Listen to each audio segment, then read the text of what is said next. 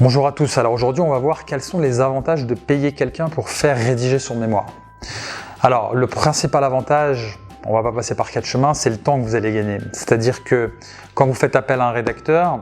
pour ceux qui détestent la rédaction et passer du temps devant un ordinateur à rédiger sous Word, ça va être un gain de temps incontestable. Du temps qui peut être consacré à d'autres priorités, que ce soit une vie de famille, des passions, une vie professionnelle. On va gagner du temps. Et ça, pour certains, le temps a une valeur inestimable. D'une manière générale, le temps a une valeur inestimable. Maintenant, si pour vous, le mémoire a une connotation vraiment négative et c'est pour vous vraiment une corvée et que ça va vous apporter plus de souffrance que de plaisir, effectivement, il y a un véritable intérêt et c'est véritablement une question à se poser d'un point de vue organisationnel. Deuxième manière de réfléchir et de se poser la question, c'est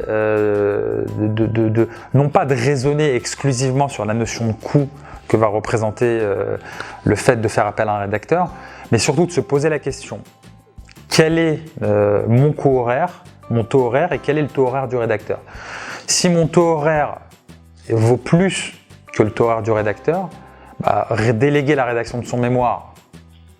quand la rédaction du mémoire, encore une fois, est une corvée pour nous, c'est-à-dire qu'elle ne nous plaît pas, elle ne nous donne pas de plaisir et qu'on a un intérêt qui est très limité pour cette rédaction. Donc si le coût horaire du rédacteur est inférieur au coût horaire de la personne qui se pose la question, donc il y a ce qu'on appelle un effet de levier, c'est-à-dire qu'on va faire une bonne allocation des ressources puisque pendant le temps que je vais économiser à ne pas rédiger de mémoire, je vais gagner plus que le coût horaire du rédacteur que ça va me coûter pour rédiger ce mémoire. Donc je gagnerai plus, alors que si je rédigeais le mémoire moi-même, en réalité ça me coûterait plus, de par le coût d'opportunité que j'ai à gagner ma vie pendant le temps que je ne vais pas rédiger mon mémoire, ou quelle est la valeur que je donne à mes priorités et à ce que je vais pouvoir faire pendant le temps que je ne vais pas rédiger mon mémoire. Alors que le rédacteur, avec son coût horaire, est-ce que ce coût horaire n'est pas inférieur au coût horaire à mon coût horaire à moi? Donc c'est une question à se poser aussi lorsqu'on est amené à arbitrer et à se décider s'il faut faire appel à un rédacteur ou pas. Si c'est une corvée et si mon taux horaire est supérieur à celui du rédacteur, il y a un intérêt qui est clair et qui relève même d'une bonne décision managériale relative à l'allocation des ressources.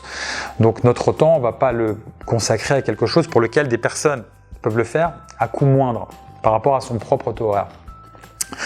Voilà, j'espère que ces quelques conseils, ces quelques points que j'ai mis en exergue vont vous aider